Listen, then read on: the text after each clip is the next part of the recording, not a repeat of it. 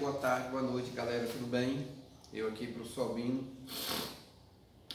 Nosso assunto aqui de sociologia sobre a questão do trabalho, né? Seja bem-vindo ao ano pedagógico de vocês, 2021, né? Estou aqui para ajudá-los no que der e vier. Conte comigo, entendeu? Procure nas redes sociais, procure no meu privado, qualquer dúvida e tudo que você não entendeu. Se eu não atender naquela hora e tudo, mas certamente eu estarei de prontidão para atender, para transformar esse momento que nós estamos vivendo, apesar de muito difícil, de muita resiliência, muita reação, tornar esse momento útil e produtivo, né? Principalmente a galera que vai fazer o Enem no final do ano.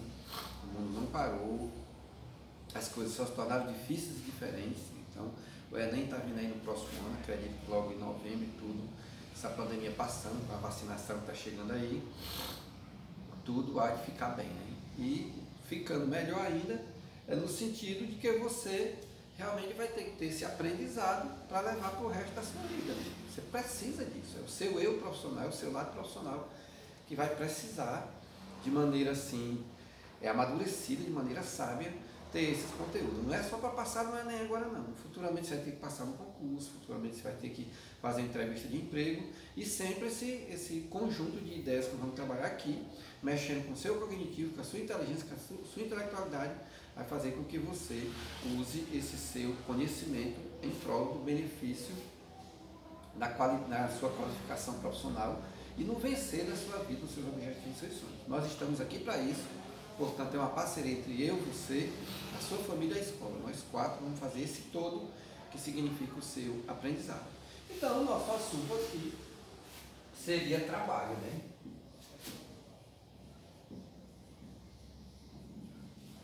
Eu enviarei esses slides com as páginas no livro, etc. Para vocês tudo pesquisarem em casa direitinho, tá ok? Então, o trabalho, pessoal, ele vem de tripalium. A palavra tripalium em latim, que significava instrumento de tortura na Idade Média, né? Como se fosse hoje, no passado, o pau de arara, como se fosse hoje assim, você torturar alguém, você pedir que alguém conte um crime aí e tudo, e você tenha toda sorte de violência para com aquela pessoa, né? Isso acontece muito nas confissões aí do mundo do crime, né? Então era assim, se você queria castigar a pessoa, você usava esse instrumento tripálium, daí a palavra trabalho, né?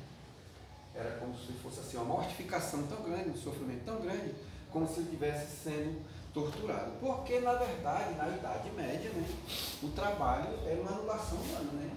Idade Média era uma anulação humana. Por que é isso, professor? Necessário que se diga que todo mundo precisa trabalhar, né?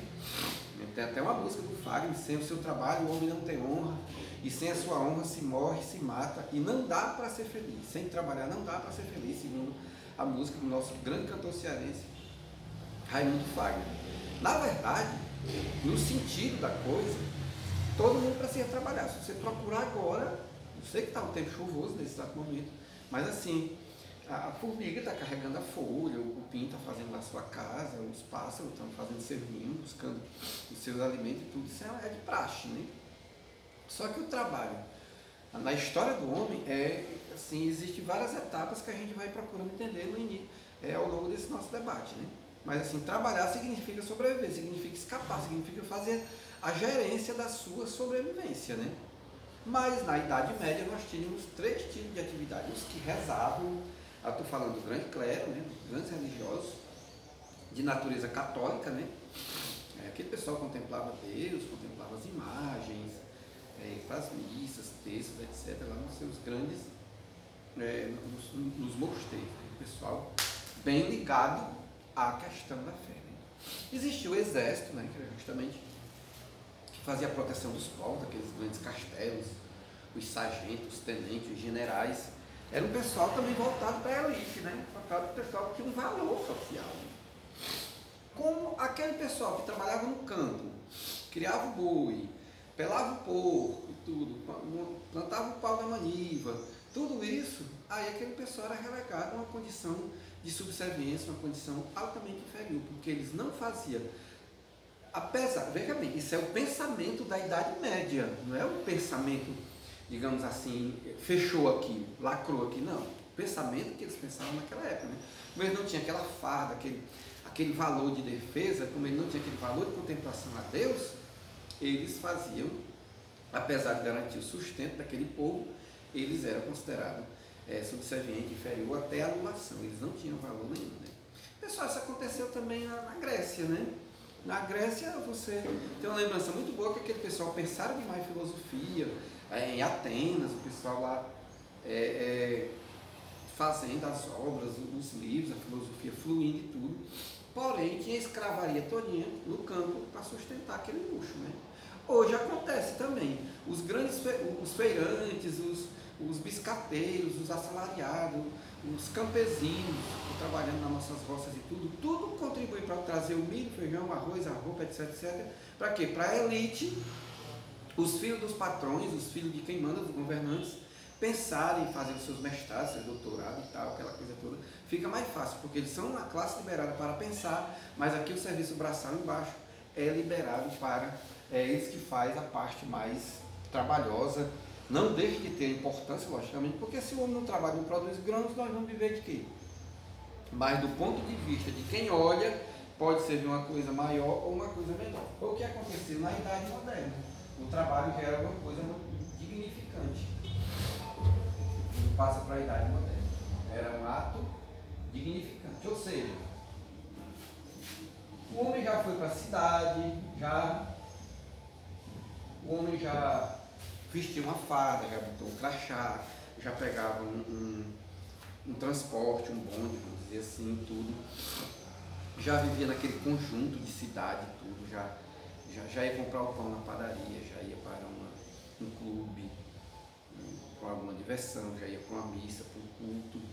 Ele saía da sua fábrica, né? E ele já tinha assim, um valor social, porque ele trabalhava naquela fábrica, tá ok?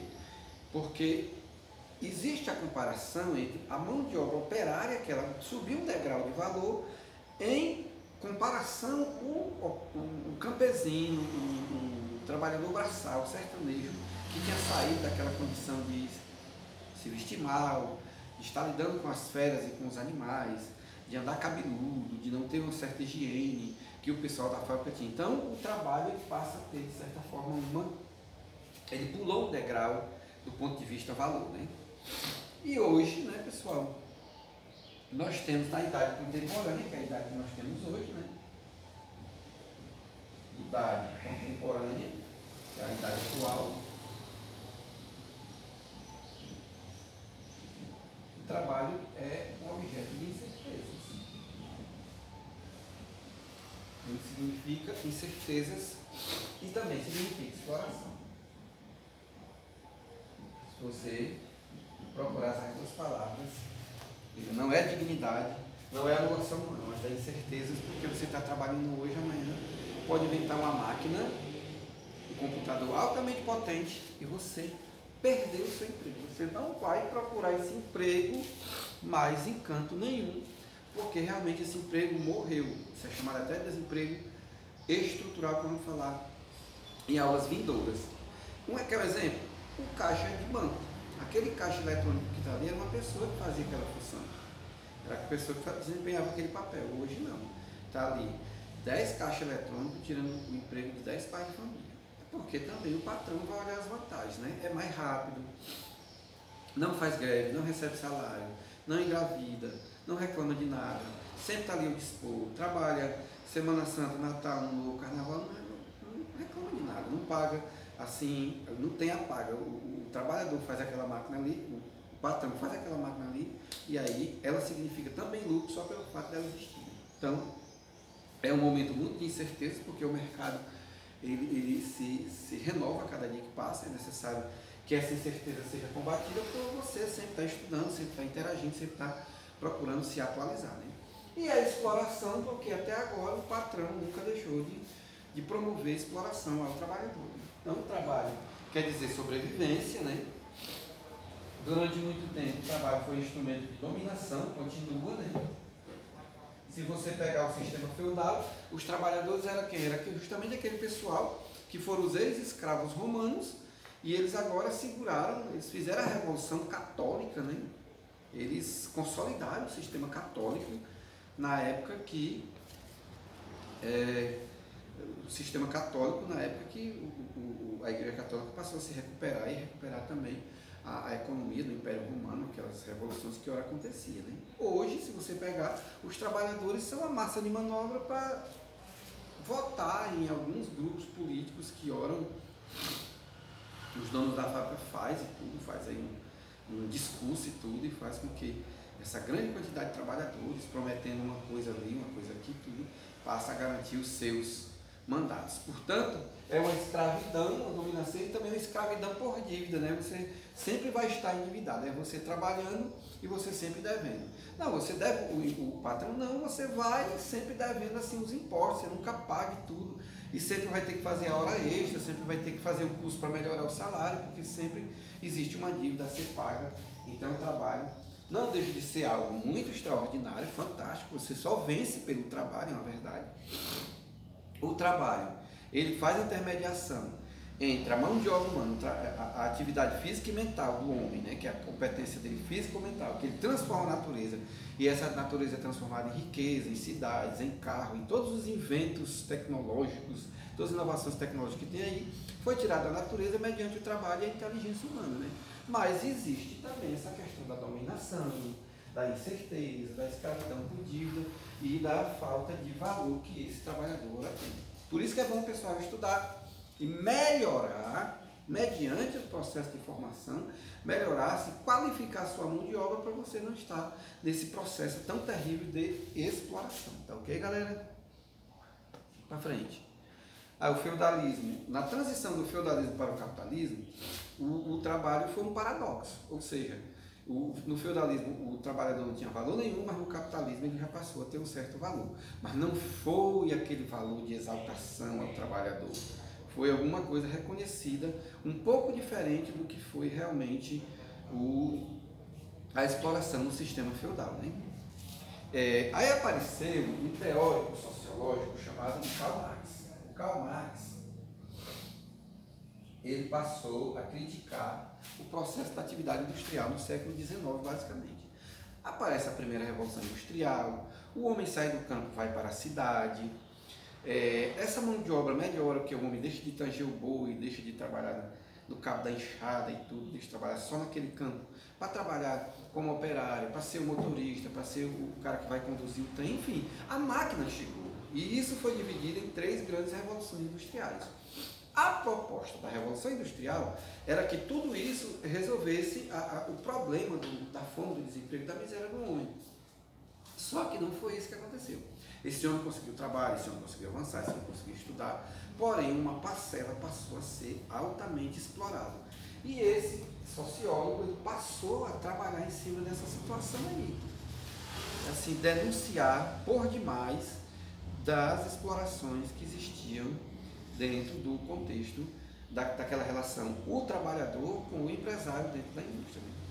A primeira coisa que ele questionou foi o seguinte: existem 3 elementos de trabalho. A força de trabalho, que é o que o homem tem, né? Ele vai vender, né? Ele vai vender, isso é só o que ele tem. O objeto de trabalho, que é justamente os instrumentos que ele vai usar, a enxada, o alicate, enfim, o bisturi, se você for um médico, né? E o meio de trabalho, que o objeto de trabalho, quem tem é o patrão. E o meio de trabalho, quem tem também é o patrão. Quem é o meio de trabalho? É a fábrica, é o hospital, é a terra, é o trator, entendeu? Então, a partir daí, galera, o que vai acontecer? O homem vai passar pelo processo também de anulação, segundo Marx, porque ele vai vender sua mão de obra de trabalho, ele vai ser um elemento, ele vai ser uma peça, ele não vai ser uma pessoa digna nesse processo. Ele vai significar aquilo que nós chamamos da mais-valia. O que é a mais-valia? É a visão de lucro. O homem só presta a partir do momento que ele está produzindo lucro. Vai vender sua força de trabalho e ele, assim, na mais-valia absoluta, em que ele vende toda essa força de trabalho, e na mais-valia relativa, que ele vai competir com a máquina, entendeu? Ainda tem 2 tipos de mais-valia. A absoluta, né? Pronto, ele vendeu sua mulher. Você só vale aquilo que você pode fazer na fábrica. Você corta 10 cargas de cana? É. Você consegue dirigir o caminhão para levar uma carrada de qualquer coisa, daqui para Quixadá, trabalhando 15 horas por dia, ininterruptamente? Sim. Então você só vale aquilo ali, né? Isso é uma mão de obra absoluta. Já a mão de obra, a mais-valia absoluta. A mais-valia relativa é justamente assim, você está competindo com a máquina. Se você não produzir tal qual a máquina, você está desempregado. Quer dizer, eu estou vendo aí, na mais-valia, que é mais-valia, a visão de lucro, é tratar o homem como objeto só apenas de produção, mediante um salário. Eu estou vendo aí dois tipos de exploração, tanto na mais-valia absoluta, como na mais-valia relativa, que está aí no nosso slide, que está aí no nosso conteúdo. Um outro fator que o Karl Marx, segundo Marx, aqui não é verdade complexa, é questionado por outros estudiosos, entendam. O Enem vai cobrar, segundo Marx, a mais-valia é... Isso não quer dizer que outros autores não fiquem questionando o que ele está falando. Tá ok, pessoal? Ele diz que o trabalho, a indústria, o patrão, produziu um processo de alienação. Alienação. A alienação vem de além, vem de alienígena. Um alienígena é uma pessoa que está fora da Terra, né? Pessoa extra-terra, extra esse planeta aqui, né? Então ele tem um processo de alienação, porque aquilo que o homem produz, ele não consegue usufruir. Por exemplo, existe uma música que retrata muito isso, vocês podem até pesquisar, que é a música Cidadão, cantada pelo Zé Ramalho, né? Ele diz que o cara fez o prédio, o edifício. Quando ele começou a olhar para o edifício, a polícia disse assim: sai daqui, rapaz. Não, mas eu fiz esse prédio. Não importa. Você está aqui querendo roubar o pessoal que mora no edifício? E ele era um pedreiro, um operário em construção. Ele fez o colégio. Quando foi matricular a filha, ele disse: não, isso aqui é para o rico. Isso aqui você não tem ganho suficiente para você matricular a sua filha aqui. Entendeu? Então, essa música do Cidadão, cantada por Zé Ramalho, retrata muito essa questão da alienação. O cara faz a comida, o cara cozinha a comida lá no Imperial Autumn Palace, no hotel, um hotel 5 estrelas, uma pousada aí de cama quebrada, mas ele vai comer o ovo, mortadela com feijão e arroz, porque aquela lagosta ali, o prato vai custar R$150 e nem por longe ele ganhando um salário mínimo, ele não vai comer um prato por R$150, que é justamente uma cesta básica semanal ou quinzenal para ele, né? Então ele questiona: por que você faz tudo, você faz o bolo, faz a roupa e tudo, e você não consegue usar isso aí? Você vive longe do seu processo produtivo. Como também ele faz o edifício, mas mora na favela. Ele monta o carro, mas ele pega o ônibus. Ele grelha picanha, mas almoça ovo e janta mortadela. Então existe essa situação. Porque assim, o que o Marx queria era justamente o quê? Que o patrão, ele tem os meios de produção e os modos de produção. É importante o patrão no processo produtivo? É. Mas é importante o trabalhador? É. No final das contas, tivesse uma divisão mais equitativa, mais igual, mais digna da produção dessa riqueza. Porque são dois agentes aí. O patrão não vive sem o trabalhador, nem vice-versa, entendeu? Aí a grande pergunta que o Marx faz: por que 90% do bem-bom da produção fica com o patrão? Por isso que ele vai propor que os trabalhadores, mediante um processo político, façam a luta de classes. Essa luta de classes, sugerida por Karl Marx, é que origina os partidos de esquerda, as greves, os piquetes, esses questionamentos que as pessoas fazem por melhores salários, por melhores condições de moradia, melhores condições de educação para seus filhos, tudo isso aí. Ele diz que esse processo da igualdade só viria se os trabalhadores se reunissem mediante sindicato, partido e greve e fossem atrás lutar com o patrão para que esses direitos viessem a ser reconhecidos também para os trabalhadores. Bom, pessoal, esse aqui foi o nosso recado. Eu espero ter contribuído para o entendimento de vocês. Qualquer coisa eu vou mandar tanto os slides para vocês, eu vou mandar nas redes sociais aí no nosso mecanismo online os exercícios, respondam que eu darei o feedback para vocês e vamos continuar o nosso ano dessa forma, produzindo e tornando esse momento significante. Bom dia a todos, fiquem em paz.